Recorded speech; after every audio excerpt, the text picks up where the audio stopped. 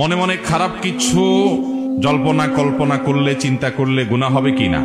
মনে মনে খারাপ কিছু চিন্তা করলে গুনাহ হবে কিনা দেখতে হবে। এই মনে মনে খারাপ চিন্তার ধরনটা কি? কোন কোন ক্ষেত্রে মনে মনে খারাপ চিন্তা করছেন, পরে গুনাহ তো হবেই না, উল্টা বরং সওয়াবও হইতে পারে। এটা আবার কেমন?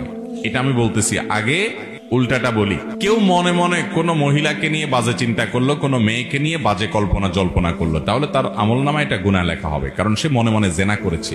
ওই মহিলার ব্যক্তিত্বকে মনে মনে সে অপমান করেছে, জেনা করেছে। জেনা লাইনে আর নজর, চোখের জেনা যেরকম দেখা, মুখের জেনা যেরকম মুখ দিয়ে জেনা করা, হাতের জেনা যেরকম ধরা, ঠিক তেমনি ভাবে মনের জেনা হলো মনে মনে কল্পনা করা, মনে মনে জেনা করা, মনে মনে জেনা চিন্তা এবং জল্পনা কল্পনা করা, বাজে কল্পনা করা। কারোর প্রতি কুধারণা করলো, খারাপ ধারণা করলো, আন্দাজেই বেহুদাই, তাহলে সে গুনাহগার হবে।